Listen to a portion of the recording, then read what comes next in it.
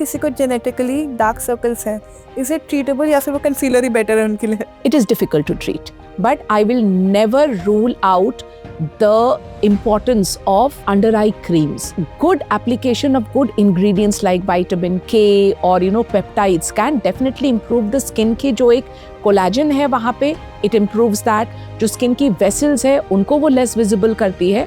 So under आई creams का बहुत बड़ा इंपॉर्टेंस है, बहुत बड़ा रोल है यहाँ पे. फेस पे क्या लगाना चाहिए, AHA या BHA?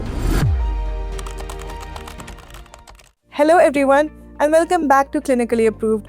I am Riya Gandhi and today we're going to talk about a very frustrating skin concern. Pigmentation.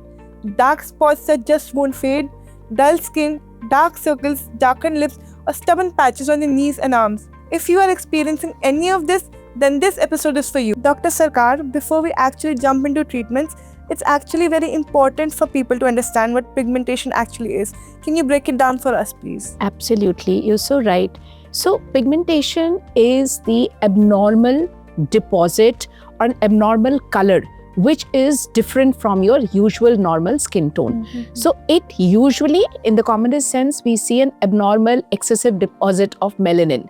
We're giving a darker patch as compared to the rest of the body or the face. So this is hyperpigmentation. In medical terms can also be loss of pigmentation as in leukoderma and vitiligo. But the commonest cases that we usually see and which trouble are more are the darker patches of melanin deposit. So some of the most common concerns, like you said, are dark patches around face. So especially around the lips areas, like on the mouth, on the chin, etc. Are they hormonal or is there something else happening? So pigmentation is a combination of different factors. The commonest cause of pigmentation is actually sun damage, excessive exposure to sun without using sunscreen for long hours. Second is something that we call as PIH or post-inflammatory hyperpigmentation. This is pigmentation that comes as a response to the healing process after we've had any inflammation. It could be an acne inflammation, it could be a burn, where the skin has healed with deposit of excessive pigmentation. Mm-hmm. And then of course there are hormonal causes which are directly caused by excessive androgens or testosterone or sometimes even caused by certain medications which make the skin more sensitive to sun. Okay, got it. जैसे कई लोगों को under eyes में भी बहुत ज़्यादा darkness हो जाती है. Is it melanin production or is it pigmentation or is it treatable at all? I think this is the most interesting question you asked, Riya.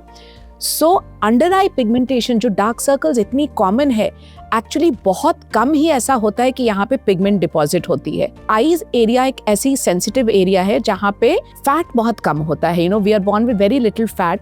तो इसकी वजह से जो स्किन के अंदर वेसल्स होती हैं, वेन्स और कैपिलरीज होती है, वो थिन स्किन के थ्रू बहुत विजिबल होने लगती है.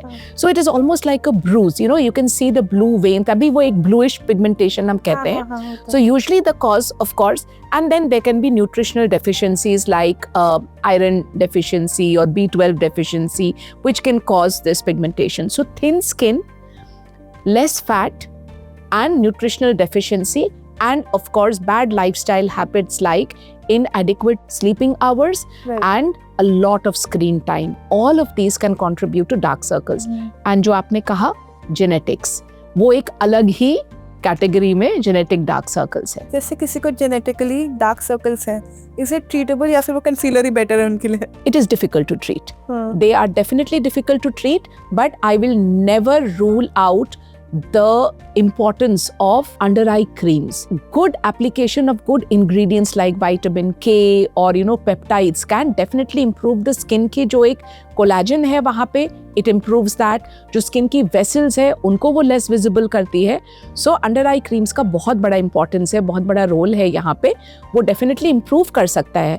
यहाँ पे मैं ये नहीं कहूँगी कि ये पूरी तरीके चले जाएंगे, बिकॉज जो जेनेटिक डार्क सर्कल्स है, it is inherited by a complex mediation of from both your parents. वो एक आता है ट्रिगर. तो हम डेफिनेटली इसमें हम 100% क्लियरेंस एक्सपेक्ट नहीं कर सकते हैं, बट इम्प्रूवमेंट डेफिनेटली कर सकते हैं. बिल्कुल. तो कई लोगों को बहुत ज़्यादा डल स्किन भी हो जाती है, वो पिगमेंटेशन का ही पार्ट है? बिल्कुल, पिगमेंटेशन का पार्ट है. अनइवन लगती है, कुछ एरिया सडनली डार्क लगते हैं. सो पिगमेंटेशन भी है, डिहाइड्रेशन भी है. Dullness can come because of lack of hydration also and not enough exfoliation. तो वो पिगमेंट डिपॉजिट बना रहता है. तो जैसे पिगमेंटेशन तो फेस पे तो हमने बात कर ली, अब जैसे डार्क अंडर आर्म्स हो जाते हैं, डार्क नीज हो जाते हैं, और भी बॉडी पार्ट्स पे से डार्कनेस हो जाती है, उसका क्या ट्रीटमेंट होता है? See, the treatment remains the same. That for treating pigmentation, vitamin C serum or a niacinamide serum, using a good sunscreen and avoiding sun, ये सब important है. And then there are skin lightening agents. बहुत सारे actives होते हैं, kojic acid है, arbutin है, licorice है, ये सब से बने हुए ingredients वाले creams डेफिनेटली उस पिगमेंट को ब्रेक डाउन कर सकता है. Then there are some in clinic treatments like lasers which directly break down the melanin, वो भी डॉक्टर क्लिनिक्स में अवेलेबल होता है. तो ये सारे कॉम्बिनेशन से हम किसी भी तरीके की पिगमेंटेशन को ट्रीट कर सकते हैं. जैसे कभी कभी डल स्किन हो जाती है मेरी, तो मेरी मम्मा मेरे फेस पे हल्दी बेसन दही लगाती है, तो इज दैट एक्चुअली हेल्पफुल या फिर वो ऐसी बस मिथ टाइप का है? No, it is helpful. So you see what it is doing for your skin is it is exfoliate. So it does work. So it's basically acting like an exfoliant. Another controversial question, जैसे DIY home remedies होते हैं versus glycolic acid, salicylic acid, which is more effective? Definitely glycolic acid या lactic acids, क्योंकि जो pharmaceutical ingredients है they are made to be more effective. वो एक certain formulation में बनते हैं, और DIY में हमें पता है जो घर की kitchen remedies हम कहते हैं, तो उनमें उतनी strength नहीं होती है. They are gentler and they will take a long time. तो अगर मुझे एक short window में effective results देना है, moreover predictable results देना है, तो actives definitely better work करेंगे. Dark elbows का क्या solution है, क्या treatment है? So dark elbows is now something that is caused by friction. कुछ एरियाज बॉडी के ऐसे हैं जहाँ पे जैसे इनर थाइज है, नीज है या एल्बोज है, ये कंटिन्यूसली किसी ना किसी दूसरे सरफेस के टच पे होती है. Sometime we rest our elbows on the tables and at work while eating, knees are scraping, sometimes we are on our knees और ग्राउंड में, और ये जॉइंट्स होते हैं. तो जॉइंट्स, जहाँ भी बॉडी के जॉइंट्स होते हैं, उन पे फ्रिक्शन भी ज़्यादा होती है और उन पे क्रीजेस की वजह से पिगमेंट डिपॉजिट ज़्यादा होने लगते हैं. So the answer is exfoliation, moisturising, क्योंकि फ्रिक्शन को रिड्यूस करने के लिए हमें हाइड्रेट करना पड़ेगा, उस एरिया को ज़्यादा फ्लेक्सिबल करना पड़ेगा. So here a moisturiser end of course using your anti pigmentation creams. मुझे एक्सफोलिएंट्स में बस ग्लाइकोलिक एसिड के बारे में पता है, तो और कौन से एक्सफोलिएंट्स होते हैं? Glycolic acid is alpha hydroxy acid, short में हम जिसको AHA कहते हैं. And two more very popular AHAs are lactic acid coming from milk and mandelic acid. And then of course we have something called beta hydroxy acid जो थोड़ा deep exfoliation cause करता है, which is salicylic acid. So exfoliants depending on how deep they are, वो कितने layers exfoliate करता है या dead skin remove करता है, वो AHA या BHA में classify होते हैं. और ऐसे और भी बहुत सारे, एक फिजिकल एक्सफोलिएंट होती है, जैसे आपने थोड़ी देर पहले डिस्क्राइब किया कि आपकी मम्मी बेसन यूज़ करती थी, तो बेसन में जो छोटे छोटे ग्रैन्यूल्स होते हैं, या जो समटाइम्स पीपल यूज़ वॉलनट और आमंड स्क्रब्स, जो ग्रैन्यूल्स यूज़ करते हैं, वो फिजिकली एक सैंड पेपर की तरह आपके डेड स्किन को रिमूव करती है.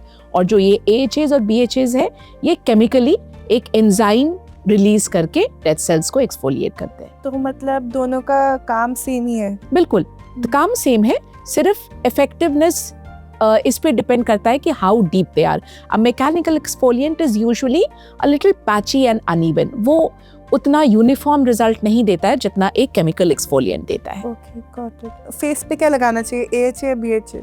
You have to talk to your doctor. So इस पे भी अलग अलग कंडीशन है. अगर हमें कभी जस्ट डलनेस है तो सॉफ्ट फिजिकल एक्सफोलिएंट, घर की किचन रेमेडीज, ओट्स, बेसन, ये हेल्प कर सकते हैं as long as they are not too harsh particles. If you have dull skin, dull and uneven skin which is not really shining, a glycolic acid is better. If you have clogged pores, a salicylic acid is better. Okay, got it. And if you have very, very dry skin, a lactic acid exfoliation is better. The biggest takeaway, pigmentation needs targeted treatments and sunscreen is non-negotiable. If you're dealing with pigmentation, let us know your biggest concern in the comments below. Thank you for watching. Keep it simple, keep it clinically approved. See you in the next one.